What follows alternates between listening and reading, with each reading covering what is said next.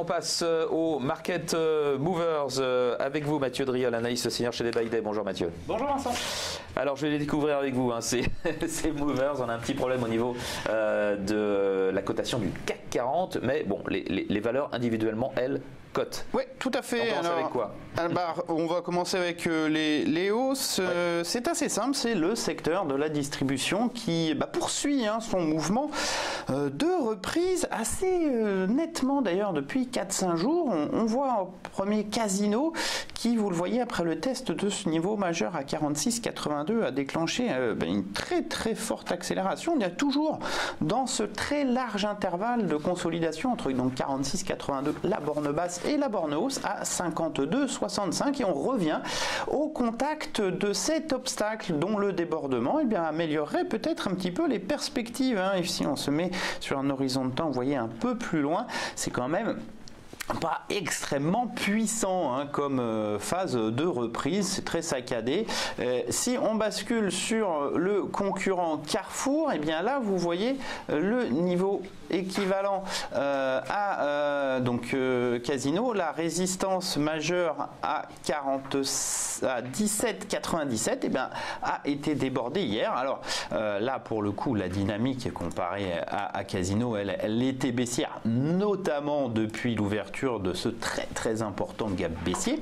Alors on s'est stabilisé au-dessus du support à 16,40. On essaye soit de construire une base de fondation qui permettrait de digérer cette baisse et de retrouver un petit potentiel de hausse, soit c'est une pause au sein de la baisse. Dans tous les cas, pour l'instant en tout cas, on est plutôt sur quelque chose qui se stabilise, qui progresse légèrement. La problématique ici, c'est les résistances, puisque maintenant qu'on a franchi 17,97, la prochaine c'est 19,62.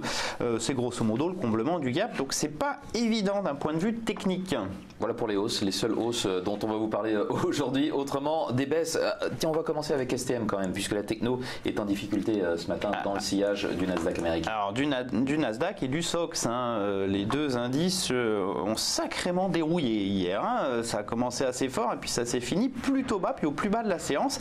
Alors STM avait déjà commencé sa baisse un peu avant, puisque vous le voyez, cette bougie du 30 novembre avait cassé le niveau à 19,70 qui était le niveau de support qu'on avait déjà signalé en disant que si on le cassait, ça risquait de dégager et dégager assez vite. Pourquoi? Parce qu'on n'avait pas de soutien évident avant au minimum 17,66 et plus probablement cette zone 16,61, 15,49. Et bien c'est un petit peu le cas pour l'instant. On enchaîne les bougies noires. Vous voyez, on essaye par exemple hier de rebondir, mais mèche haute, on retrouve des vendeurs immédiatement et les cours devraient poursuivre leur phase de correction. En tout cas, tant qu'on va être sous 19,17, dernier sommet descendant, et bien le risque c'est plutôt un retour vers 17,66 puis 16,61 probablement. Attention, c'est quand même assez volatile ce type de valeur. On reste dans le même registre avec Soitec. Oui, on va dire même cause, même conséquence d'une certaine façon, sauf que là, c'est dans l'absolu même potentiellement encore plus baissier. Pourquoi? Parce qu'on a cette figure de retournement en double top. Double top, c'est quoi? C'est deux sommets. Vous voyez ici à 71,40, ils sont quand même relativement propres. Et une ligne de coup, c'était l'ancien support majeur à 62,80 qui a été cassé. Il a été cassé ici, donc début décembre, pullback hier, et puis poursuite de la phase de correction. Le risque ici, c'est donc de rejoindre la cible de la figure qui correspond tout simplement à la taille entre les sommets et la ligne de coup, reporté au point de rupture. Vous voyez, ça nous donne pile poil 53,80, on vaut 60, on a encore quand même un petit potentiel de correction là aussi. Puis attention, c'est quand même un titre qui a toujours recélé une grosse volatilité. Toujours dans l'univers technologique, les services informatiques avec Capgemini. Oui, Capgemini, là aussi, vous voyez, c'est un petit peu à l'image de ce qu'on a vécu sur STM avec la rupture de 99,24, ancien support majeur, qui a provoqué une sortie par le bas de cette figure de plat en rectangle, dégradant la tendance.